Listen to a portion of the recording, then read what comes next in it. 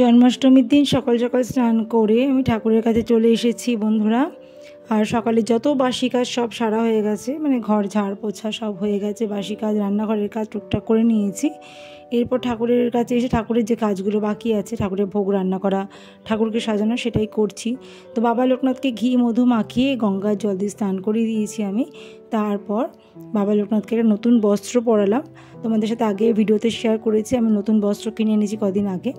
তো সেই বস্ত্রটা পরিয়ে দিলাম, আর একটা চেন পরিয়ে দিলাম, আর একটা সরু রজনীগন্ধার মালা পরিয়ে দিলাম। তো দেখো আমার বাবাকে কেমন লাগছে।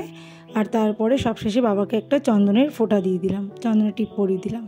আর এই যে বাবাকে বাবার আসনে আমি বসিয়ে দিলাম, যেখানে বাবা প্রতিদিন বসে থাকে। সেখানে একটা সুন্দর দেখে সাদা রঙের একটা চাদর পেতে তার মধ্যে বাবাকে আমি আজকে বসালাম। জন্মাষ্টমীর দিনই বাবার আবির্ভাব দিবস, সেই জন্য এই দিনটা আমি একটু পালন করার চেষ্টা করি। আর এই দিনেই আমি বাবাকে প্রতিষ্ঠা করেছিলাম আমার ঘরে। তো এখানে দুটো তুলসী পাতা চন্দনে ছুঁয়ে আমি বাবার চরণে দেব। দুটো করে তুলসী পাতা আমি বাবার চরণে দিই, আর শ্রীমদ্ ভগবদ গীতাতে দিই।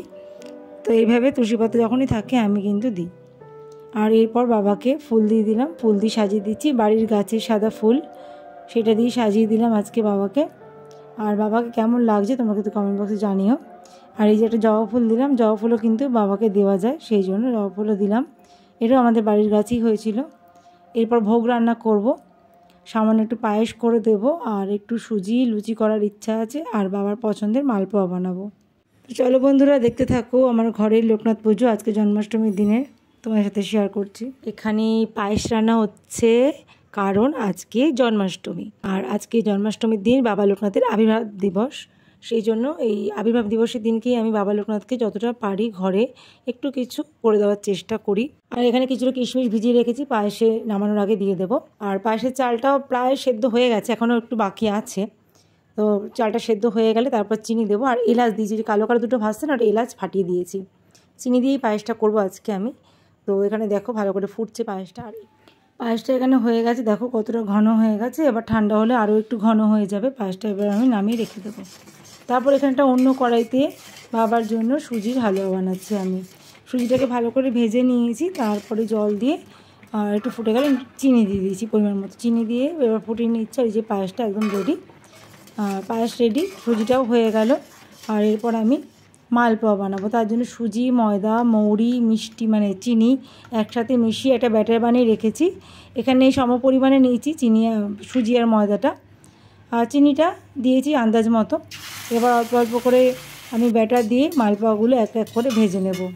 আমি ডুবো তেলে ভাজছি না, আমি কিন্তু অল্প অল্প তেল দিয়েই ভাজছি মালপোয়াগুলো, কারণ এক্সট্রা যে বাড়তি তেলটা থেকে যাবে সেটাতে কী করবো, সেই জন্য আমি অল্প অল্প তেল দিয়েই ভাজছি। আর এগুলো কিন্তু সব ঠাকুরের বাসন, যে রান্নাবান্নাগুলো করছি ঠাকুরের ভোগে, সব আমার ঠাকুরের জন্য আলাদা করে রাখা থাকে। বিশেষ বিশেষ পুজোর দিনে আমি এগুলো নামাই। তো এখানে মালপোয়াগুলো খুব সুন্দর করে ভাজা হয়ে যাচ্ছে। তো কিছুটা মালপোয়া করে নিয়েছি, প্রথমে বাবাকে যে ভোগে দেবো, বাদবাকি মালপোয়াগুলো পরে আমি করবো পুজোর পরে। তো মালপোয়াগুলো করা হয়ে গেলে আমি লুচি ভাজবো, তার জন্য ময়দাটা কিন্তু আমি মেখেই রেখেছি, ময়দাটা মেখে ঢেকে রেখে দিয়েছি, তাহলে ময়দাটা সেট হয়ে যাবে। এই ফাঁকে আমি মালপোয়াটা ভেজে নিচ্ছি। মালপোয়াটা ভাজার পরে আমি কড়াইতে আরও একটু তেল দিয়ে আমি লুচি ভেজে নিয়েছি, তার জন্য লুচিগুলোকে আমি ছোটো ছোটো করে বেলে নিচ্ছি, খুব বেশি বড় করিনি। ঠাকুরের ভোগের লুচি আমি একটু ছোটো করেই বানাই, তাদের প্রসাদ দিতে কি সুবিধা হয়। যদি এবার আমি কাউকে খুব একটা প্রসাদ দিইনি, কারণ বাড়ি থেকে বেরিয়ে সব ঘরে ঘরে প্রসাদ দেওয়ার মতন ক্ষমতা আমার ছিল না, কারণ সকাল থেকে উপোস করে শরীর একদম দিচ্ছিল না। এখানে অনেকগুলো ঘর আছে, যখন আমি প্রসাদ দিই 10-12টা ঘরে প্রায় দিতে হয় গিয়ে গিয়ে, ওই জন্য এবার কাউকেই দিইনি। আমাদের বাড়িতে একটা ভাড়াটে আছে, তাকে শুধু একটু প্রসাদ দিয়েছি।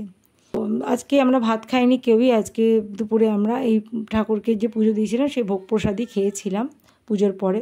আর আজকে ভাত রান্না করিনি। জন্মাষ্টমী যবে থেকে পালন করি, মানে এই ভোগ দিই যবে থেকে বাবা লোকনাথকে, তবে থেকে আর ভাতটা রান্না করি না। তো এখানে ভোগ সাজিয়ে দিয়ে দিয়েছি। বাবা কত সুন্দর লাগছে বাবাকে দেখতে আজকের দিনে, একদম রাজার বেশে বাবাকে সাজিয়েছি মনে হচ্ছে। আর এই যে খুব সামান্য ভোগের আয়োজন করেছি, খুব বেশি কিছুই করিনি, লুচি সুজি পায়েস আর মালপোয়া। আর এখানে পঞ্চপ্রদীপ জ্বালিয়ে নিয়েছি, ধূপ জ্বালিয়ে নিয়েছি, প্রদীপ জ্বালিয়ে নিয়েছি। এবার বাবাকে আরতি করব। বাবা সবার মঙ্গল করুক, এটাই কাম্য।